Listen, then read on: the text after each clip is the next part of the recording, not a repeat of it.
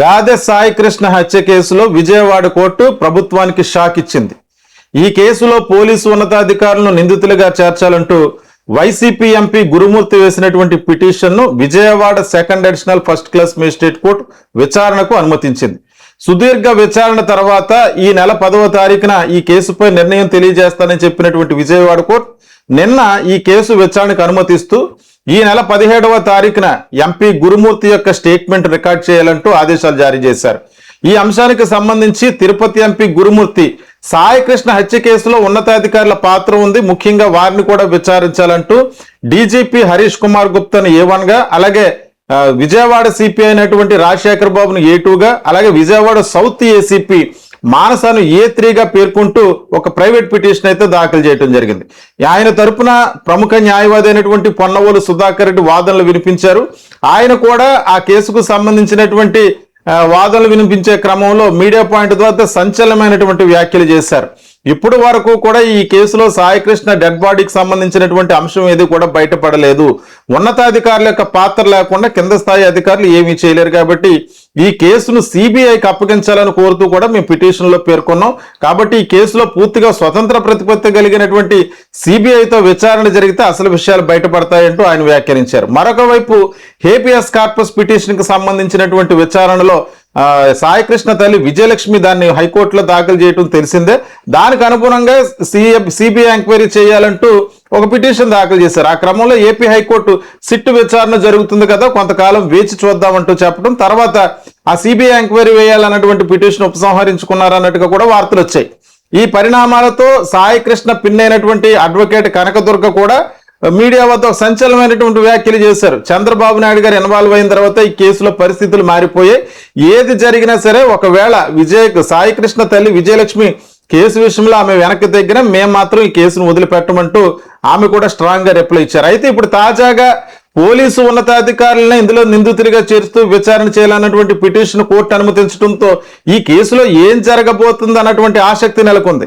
దేశవ్యాప్తంగా సంచలనం సృష్టించినటువంటి సాయికృష్ణ హత్య కేసుకు సంబంధించి ఇప్పటి వరకు గత 2 నెలలుగా సిట్ అధికారులు ఈ కేసులో విచారణ చేస్తున్న సాయికృష్ణకు సంబంధించినటువంటి డెడ్ బాడీ ఏమైంది అనేటువంటి అంశంలో మాత్రం పురోగతి లేదు.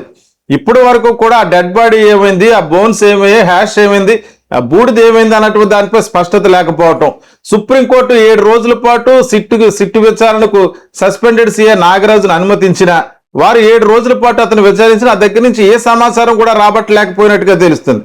దీంతో చేసేదేం లేక నాగరాజును మళ్ళీ కోర్టులో అటెండ్ చేసి రాజమండ్రి సెంట్రల్ జైలుకి పంపేశారు. తర్వాత నాగరాజుతో పాటు కృష్ణలంక పోలీస్ స్టేషన్ లో పనిచేస్తున్నటువంటి హెడ్ కానిస్టేబుల్ నాని అశోక్ వాళ్ళిద్దరును, అలాగే టాస్క్ ఫోర్స్ సంబంధించినటువంటి కానిస్టేబుల్ బాబురావు, సాంబయ్య వీళ్ళ నలుగురిని కూడా సిట్ కస్టడీకి అనుమతించాలంటూ హైకోర్టులో పిటిషన్ వేయటం, వారిని కోర్టు అనుమతించింది విచారించడానికి. వాళ్ళు కూడా గత 5 రోజులుగా విచారిస్తున్నా సరే ఏ రకమైనటువంటి సమాధానం చెప్పట్లేదు, మాకేమీ తెలియదు అన్నట్టుగా మౌనంగా ఉంటున్నారు అన్నట్టు తెలిసింది. ఒకవైపు నాగరాజు కూడా సిట్టు విచారణలో అసలు సాయికృష్ణ ఎవరో తెలియదు, ఆమె తల్లిని నేను ఎప్పుడు చూడలేదు, నవీన్ రెడ్డి అనేటువంటి ఒక వ్యక్తి హత్య కేసులో మాత్రమే సాయికృష్ణ తెలుసు అన్నట్టుగా సమాధానం చెప్పడం, విచారణకు సహకరించలేకపోవడం, ఆ దగ్గర నుంచి ఏ నిజాలు రాబట్టలేకపోయింది సిట్ అంటూ వస్తున్నటువంటి విమర్శల నేపథ్యంలో దీనికి సంబంధించి ఈ కేసుకు సంబంధించి ఒకవేళ 3 నెలల్లో దీనికి ఛార్జ్ షీట్ దాఖలు చేయకపోతే, అంటే ఆల్రెడీ కేసు సిట్టు విచారణ చేపట్టిన తర్వాత నాగరాజును రిమాండ్కి పంపారు,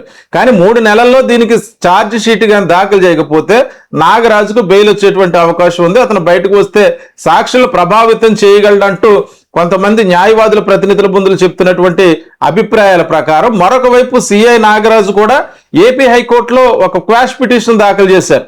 అంటే ఈ కేసులో తన అన్యాయంగా రిమాండ్కి పంపించారని, తనపై ఉన్నటువంటి కేసులు కొట్టివేయాలంటూ హైకోర్టులో వేసినటువంటి క్వాష్ పిటిషన్ హైకోర్టు విచారణకు అనుమతించింది. ఒక పక్క ఆ విషయం కూడా జరుగుతున్నది. అయితే ఇప్పటి వరకు కూడా 3 నెలలు గలుస్తున్నా సరే ఈ కేసుకు సంబంధించి సాయికృష్ణ డెడ్ బాడీ ఏమైందన్న దానిపై కూడా ఏ రకమైనటువంటి పురోగతి లేకపోవటం, మరొక వైపు తాజాగా ఇప్పుడు పోలీసు ఉన్నతాధికారులు ఈ కేసులో చేర్చడంతో ఒకవేళ విచారణ వేగవంతమై ఈ కేసు సిబిఐకి అప్పగించేటువంటి అవకాశం ఉందా, ఏం జరగబోతుంది? ఇప్పుడు కూడా పోలీసు ఉన్నతాధికారుల పాత్రపై ఉన్నటువంటి అనుమానాలు ఒక పక్క అయితే నాగరాజు కానీ కానిస్టేబుల్స్ కానీ ఏ రకంగా కూడా సిట్ అధికారులకి సహకరించట్లేదు అన్నది మరొక రకమైనటువంటి వాదన. అయితే ఈ కేసులో సిట్ అధికారులు విచారణ చేయటం మొదటి నుంచి కూడా హ్యూమన్ రైట్స్ కమిషన్ కి సంబంధించినటువంటి న్యాయవాదుల బృందం వాళ్ళు మొదటి నుంచి కూడా తప్పు పడుతున్నారు. అంటే డీజీపీకి కింద స్థాయిలో పనిచేసేటువంటి సెక్షన్లోనే సిట్ అధికారులు ఉంటారు కాబట్టి విచారణలో ఉండేది పోలీసులే, విచారణ జరిపేది పోలీసులే కాబట్టి వీళ్ళిద్దరి మధ్య ఒక బాండింగ్ ఉంటది. కాబట్టి ఈ కేసులో సిట్ అధికారులు విచారణ చేస్తే వాస్తవాలు బయటపడవు. ఖచ్చితంగా ఈ కేసుకు సంబంధించి జ్యుడిషియల్ ఎంక్వైరీ కానీ లేదా సిబిఐ ఎంక్వైరీ కానీ వేయాలంటూ మొదటి నుంచి కూడా హ్యూమన్ రైట్స్ కమిషన్ కి సంబంధించినటువంటి న్యాయవాదుల ప్రతినిధుల బృందం మొదటి నుంచి కూడా చెప్తున్నాయి. అంటే ఏదైనా స్టేషన్ లో మిస్ అపీరెన్స్ అయినా డిసపీరెన్స్ అయినా దానికి సంబంధించి సిఆర్పిసి 2006కు సంబంధించింది అది అమెండ్ అయ్యింది. ఖచ్చితంగా జ్యుడిషియల్ ఎంక్వైరీ చేయాల్సింది అన్నది మ్యాండేటరీగా ఉంది కాబట్టి ఆ దిశలోనే ఈ కేసుకు సంబంధించినటువంటి విచారణ కొనసాగాలి కానీ ఓన్లీ పోలీసు విచారణ కొనసాగితే ఈ కేసులో న్యాయం జరగదంటూ మొదటి నుంచి కూడా వాళ్ళు వ్యాఖ్యానించడం.